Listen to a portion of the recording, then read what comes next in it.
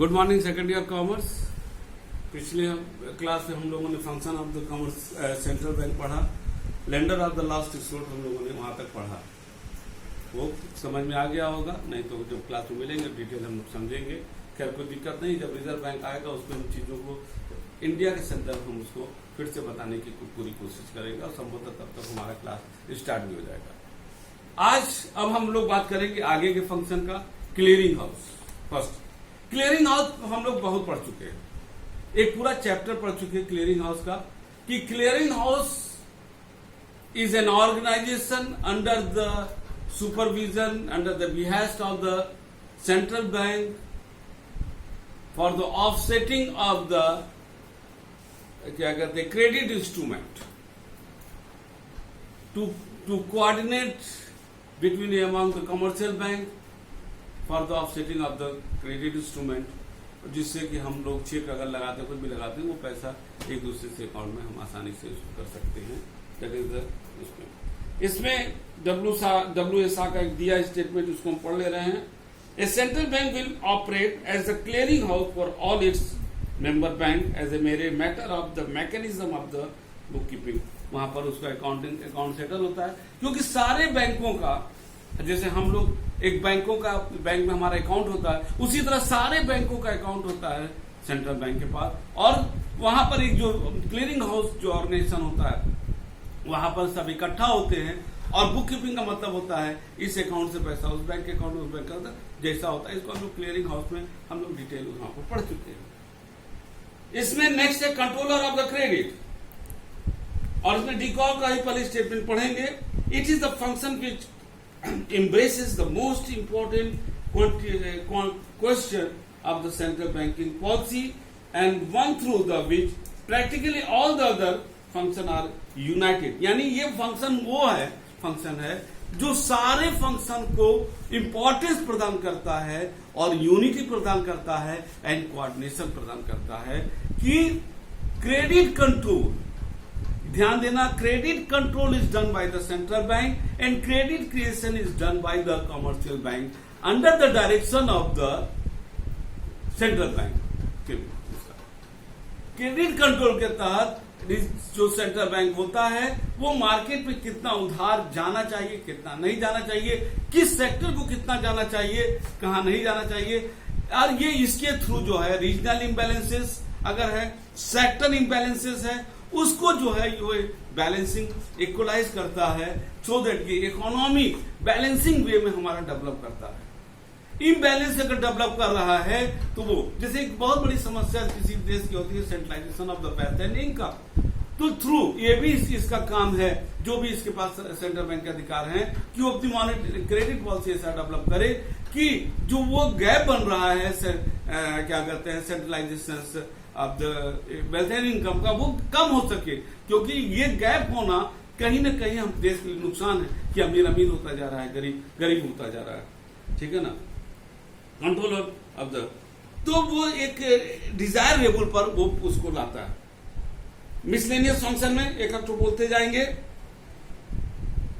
To maintain the first relation with the international financial IMF, जैसे IMF का governing body होता है, उसका एक चेयरमैन होता है IMF चीफ, और हमारा फाइनेंस मिनिस्टर उसमें रिप्रेजेंट करता है, जिसको, और on behalf of the finance minister जो अल्टरनेट मेंबर माना जाता है वो हमारे जैसे रिजर्व बैंक का जो गवर्नर होता है वो वहां पर, यानी किसी भी इंटरनेशनल बॉडी में including the IMF, the head of the central bank represent the country.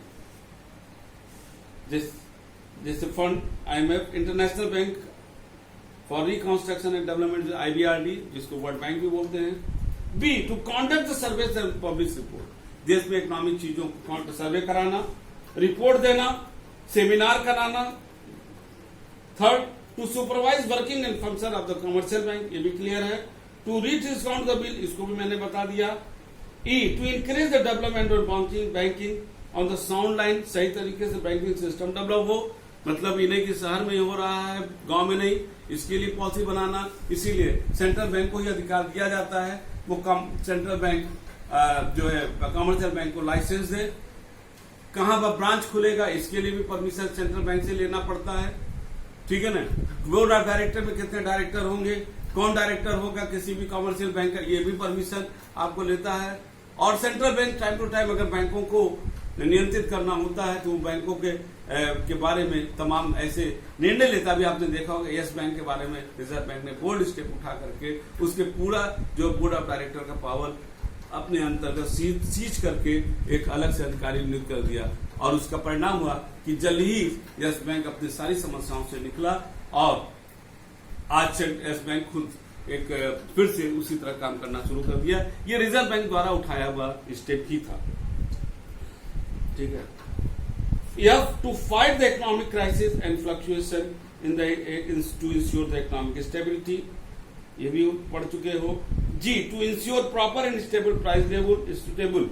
Inflation महंगाई है, रिसेशन है, मंदी है, इन जो ये इकोनॉमिक इनस्टेबिलिटी है जिसकी वजह से हमारा इकोनॉमी डेवलप होता है, और डेवलप होने की वजह से एम्प्लॉयमेंट और पॉवर्टी और पूरा होल सिस्टम जो होता है उसको ये मैनेज करता है through its monetary policy. Yes, to impart the training various person, इनको सबको ट्रेनिंग वोनिंग देना, ये सब तो अपनी जगह एक छोटा सा पॉइंट है ही है, ठीक है। In short the central bank is supreme banking authority which control the behaviour of money and encourages economic development by acting as a guardian of the money market.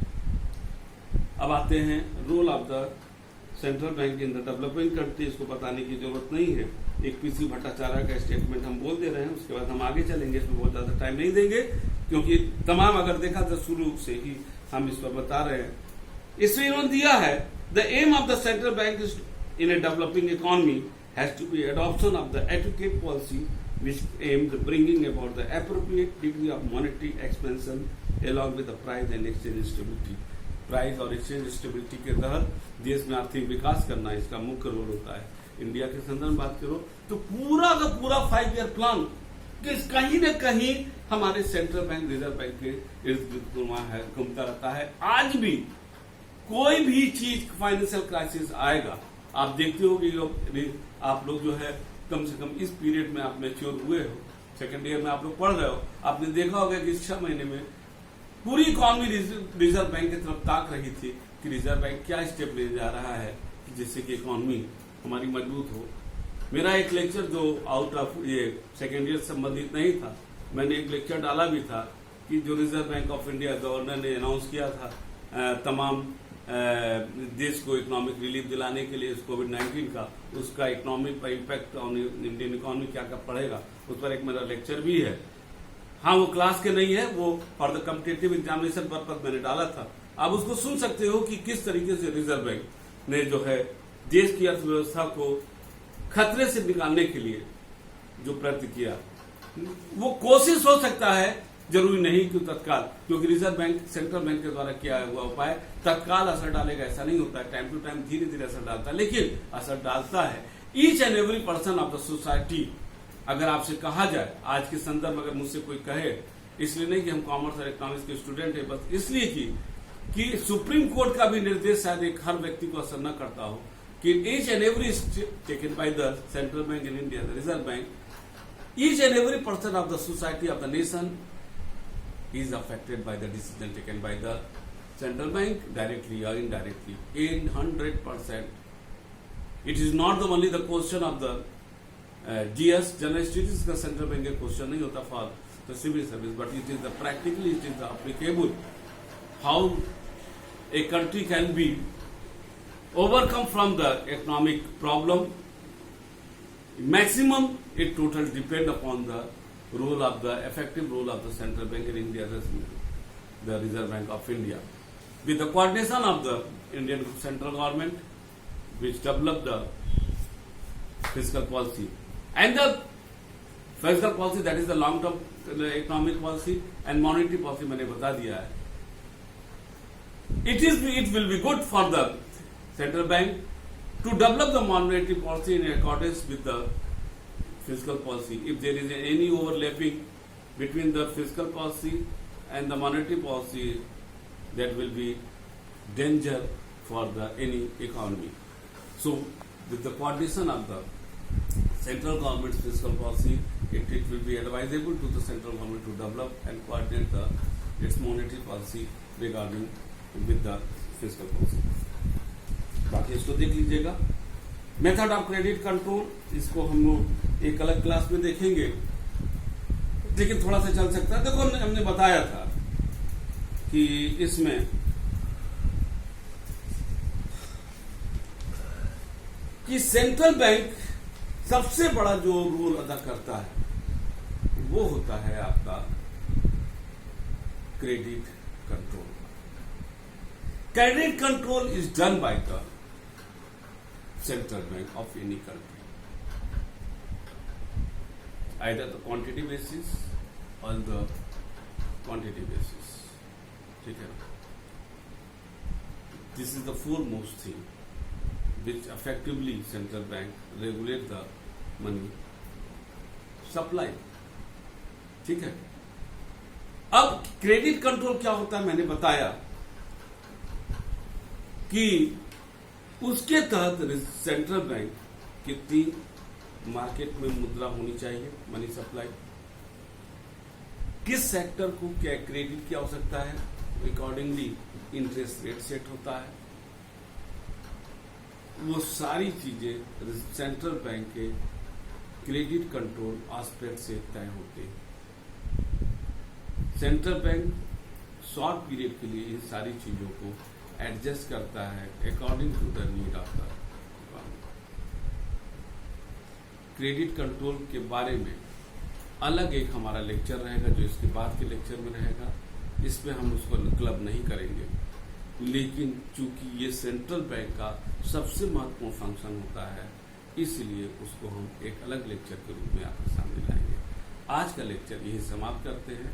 एक लेक्चर हमारा और आएगा जो पूरा क्रेडिट कंट्रोल पर होगा, और वो लेक्चर बहुत महत्वपूर्ण होगा आपके समझने के लिए। तब तक के लिए गुड डे।